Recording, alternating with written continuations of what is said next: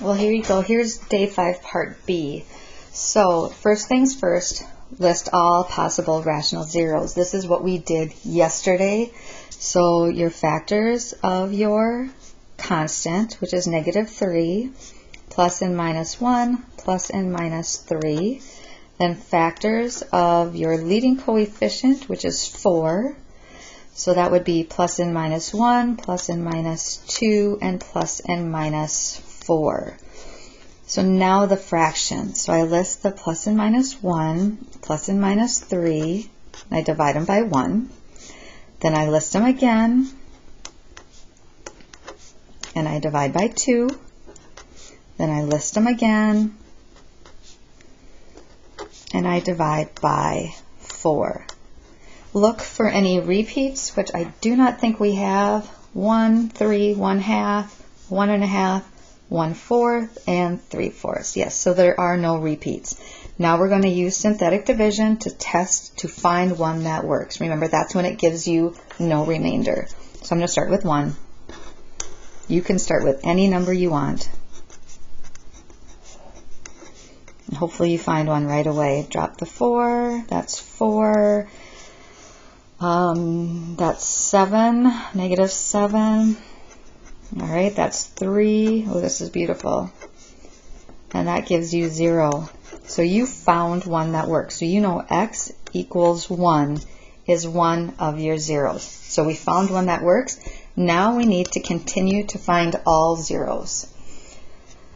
All right, so this is how you do it. You started with x to the third.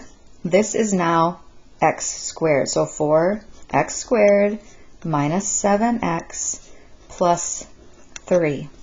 When you have a quadratic, you can factor, or, that's supposed to be an or, use a quadratic formula.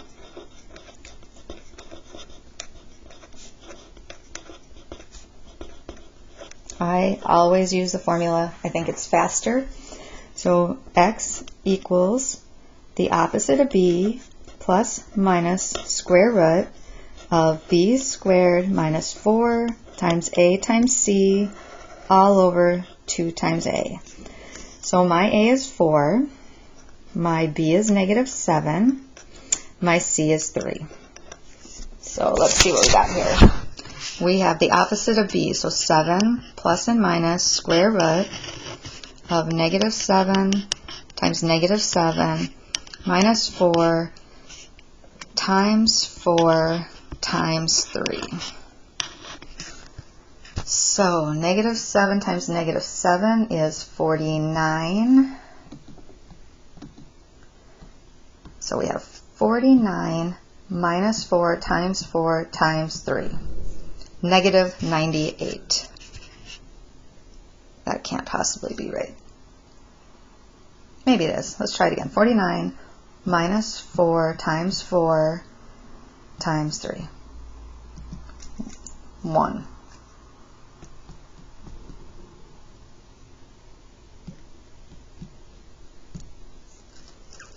So this underneath the radical is 1. So 7 plus and minus square root of 1 all over 2 times a, which is 4. We know the square root of 1 to be 1. All right, so we're going to break these apart. 7 plus 1 over 8 and 7 minus 1 over 8.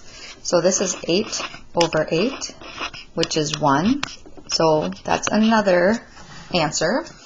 And this is 6 over 8. You could divide it out. It doesn't matter. You could simplify it. So that would be 3/4 would be another answer. So I'm going to circle my, or box in my answers. I have x equals 1.